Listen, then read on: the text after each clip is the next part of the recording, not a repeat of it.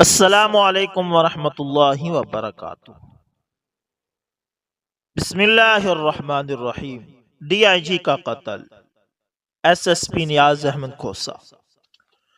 دوستو، سابقہ S S P نیاز احمد کھوسہ صاحب لکھتے ہیں کہ علیم ملزم کی جوڈیشنل انکوائری کے بعد ایس ایس پی اعظم جویا صاحب نے میری تعیناتی تھانہ کوٹ سبزل کر دی تھی۔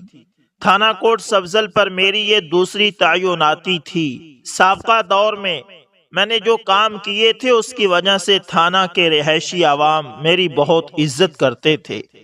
جرائم پیشہ افراد کو بھی میری تعیناتی کا علم ہو گیا تھا۔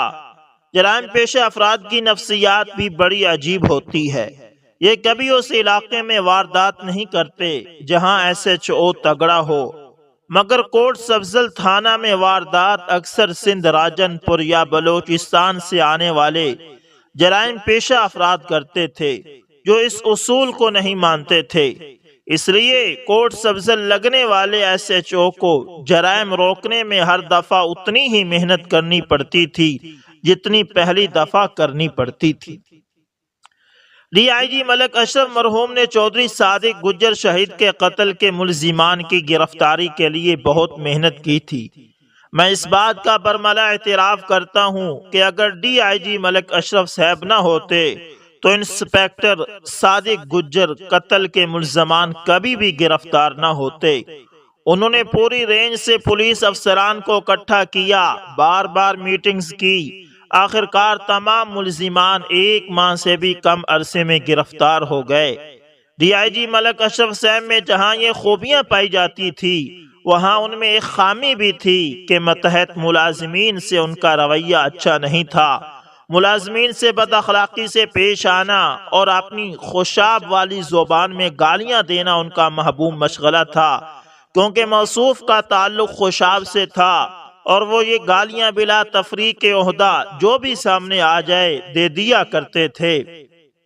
ملک اشرف کی اس عادت سے تمام ملازمین تنگ تھے، مگر سب سے زیادہ گالیاں ان کے پرسنل سٹاف کو پڑتی تھی جو سارا دن ان کے ساتھ ہوتا تھا۔ مورخہ 11 جون 1998 کو ملک اشرف ڈی آئی جی کو انسپیکشن اور میٹنگ کے لیے رحیم یار خان آنا تھا۔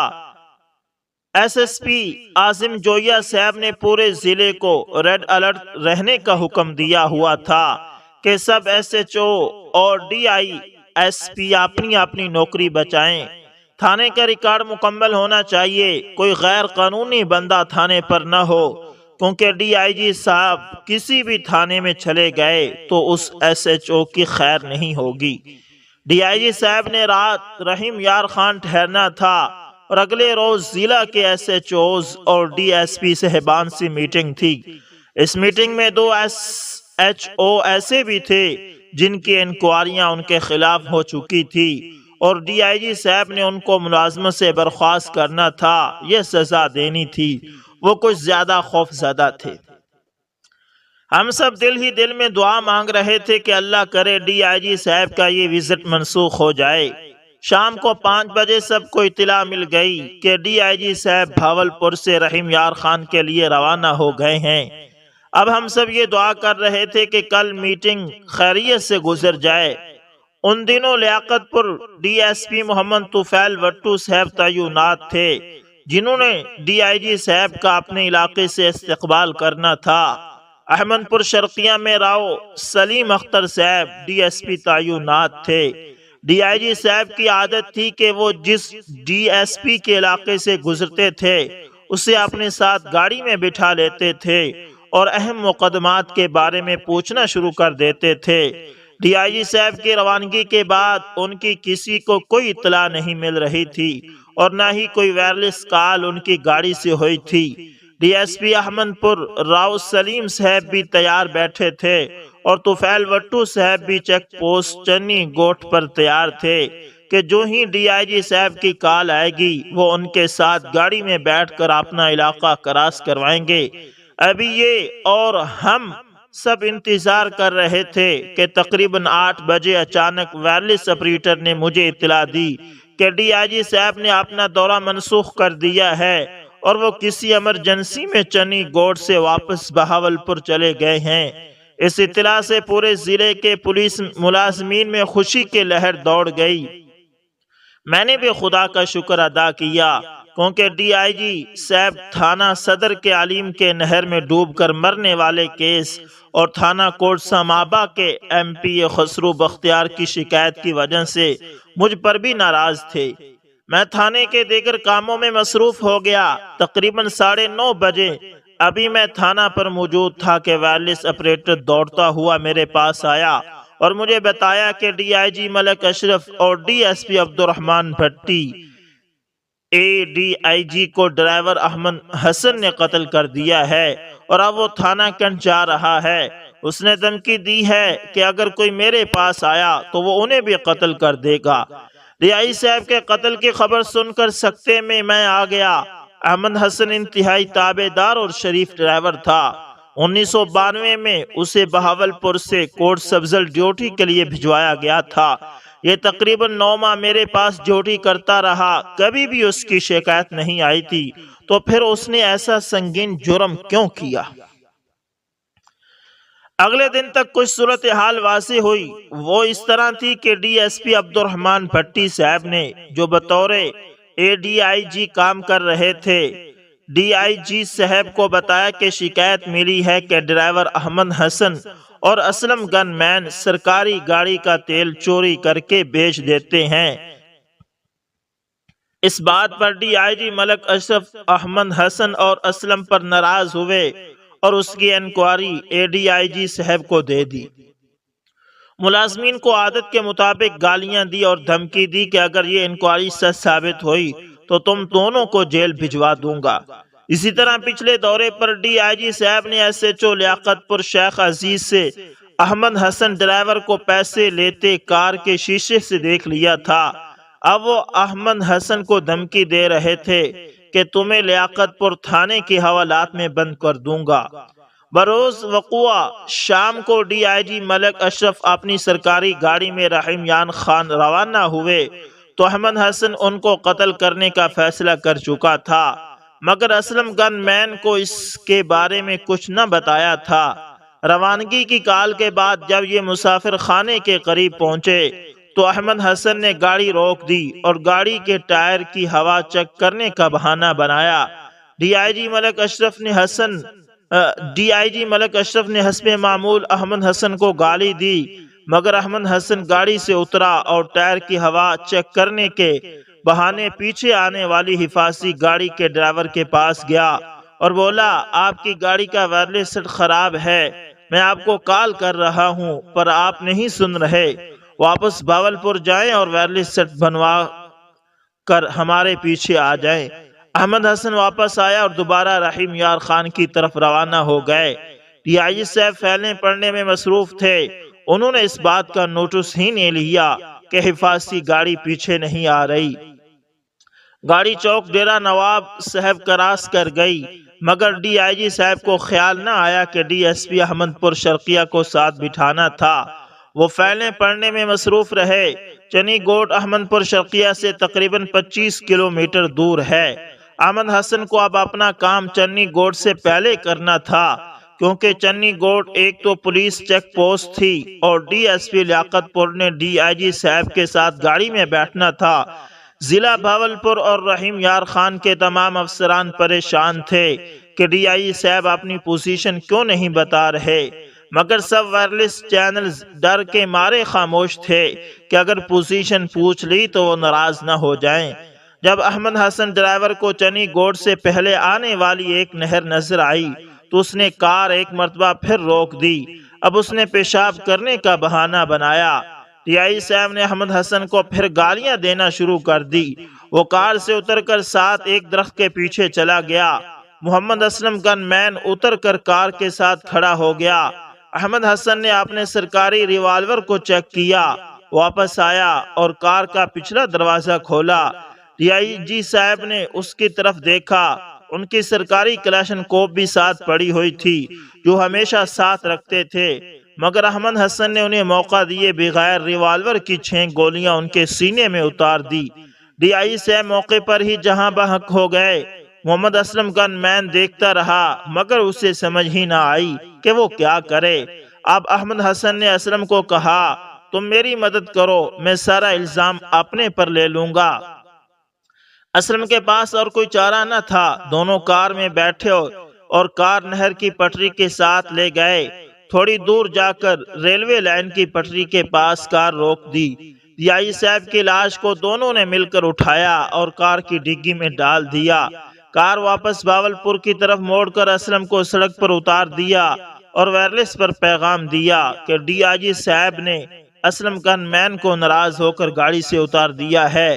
رحیم یار خان کا پروگرام کینسل ہو گیا ہے، اس لیے ڈی صاحب واپس بہاولپور جا رہے ہیں۔ وائرلیس میسج رحیم یار خان اور بہاولپور کے تمام چینلز نے یہ میسج سنا، مگر کسی کے وہم و گمان میں ہی نہ تھا کہ کوئی ڈی صاحب کو قتل بھی کر سکتا ہے۔ نورپور نورنگا کے قریب پہنچ کر احمد حسن اب ایک اور خطرناک پلاننگ کر چکا تھا۔ اب اس نے ایس پی بہاولپور احمد مبارک، ایس پی ریب شاہ حسین اور ڈی ایس پی عبد الرحمان بھٹی، ADIG اور PA چودھری منیر کو بھی قتل کرنے کا پروگرام بنا لیا تھا، کیونکہ احمد حسن کے خیال میں ان کا رویہ ماتحت ملازمین سے اچھا نہیں تھا اور ADIG بھٹی صاحب نے اس کی شکایت DIG کو کی تھی۔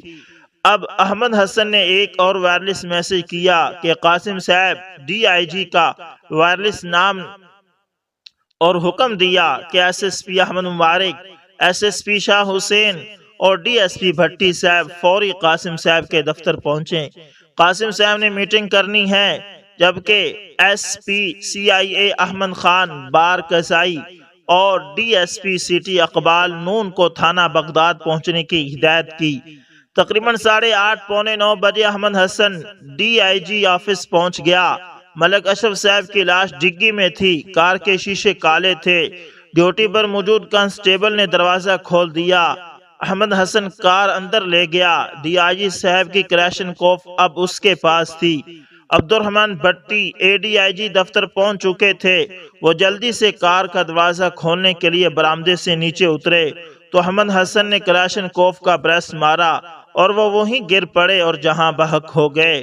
احمد حسن DIG کے دفتر میں داخل ہوا، مگر خوش قسمتی سے احمد مبارک SSP علاج کے لیے ہسپتال گئے ہوئے تھے اور شاہ حسین SSP لیٹ ہو گئے تھے۔ احمد حسن چودھری منیر PA کے کمرے میں اسے مارنے کے لیے داخل ہوا، مگر وہ میز کے نیچے چھپ گئے اور اس طرح ان کی جان بچ گئی۔ احمد حسن نے وہاں پر موجود ملازمین کو دھمکی دی کہ اگر کوئی قریب آیا تو وہ ان کو جان سے مار دے گا۔ اب وہ دوبارہ کار میں بیٹھا، کار دفتر سے باہر نکالی اور ایک وائرلیس میسج کیا کہ آج میں نے گالی دیتے ہوئے DIG ملک اشرف اور ADIG کو قتل کر دیا ہے، جو ماتحت ملازمین کو گالیاں دیتے تھے۔ آج کے بعد کوئی بھی افسر ماتحت ملازم کو گالی نہیں دے گا، اس کو روکنے کی کوشش نہ کی جائے۔ اگر کوشش کی گئی تو جو بھی آیا اسے برس مار دوں گا۔ احمد حسن کا یہ میسج SP احمد خان بارکزائی، اقبال نون DSP کے علاوہ کمشنر بہاولپور اور دیگر افسران نے بھی سنا۔ احمد خان SP CIA بہت سمجھدار افسر تھے، فوری وائرلیس سیٹ پر آ گئے اور احمد حسن کو سمجھایا کہ جو ہونا ہے ہو گیا ہے، اب خود کو پولیس کے حوالے کر دے۔ احمد حسن کافی بحث کے بعد اس بات پر آمادہ ہو گیا کہ وہ تھانہ کینٹ جا رہا ہے، آپ بھی وہاں آ جائیں۔ SP احمد خان بھی فوری تھانہ کینٹ بہاولپور پہنچ گئے۔ احمد حسن سے پیار سے ریوالور سرکاری اور کلاشن کوف لے لی۔ کار کی ڈگی سے DIG ملک اشرف صاحب کی لاش برآمد کر کے ہسپتال بھجوائی۔ اس مقدمے کی تفتیش اور تحقیق کے لیے IG جہاں زیب برکی صاحب نے، DIG ڈیرہ غازی خان محمد اقبال صاحب، SSP احمد خان چدڑ، SSP مسعود عزیز، راؤ محمد سلیم، DSP احمد پور کی ٹیم بنا دی۔ DIG ملک اشرف کے قتل کا مقدمہ تھانہ چنی گوٹ احمد خان SP کی مدعیت میں درج ہوا اور DSP عبد الرحمان بھٹی صاحب کے قتل کا مقدمہ تھانہ کینٹ درج کیا گیا۔ اس کا مدعی ان کے بیٹے کو بنا دیا گیا۔ محمد اسلم گن مین اور ایلیٹ کے جوان جو کہ واپس ہو گئے تھے، ان کو بھی حراست میں لے لیا گیا۔ ایلیٹ کے جوان بے گناہ ثابت ہوئے، جبکہ محمد اسلم کو DIG صاحب کے قتل میں چالان کیا گیا۔ احمد حسن ڈرائیور کو DIG ملک اشرف اور عبد الرحمان بھٹی صاحب کے قتل میں چالان کیا گیا۔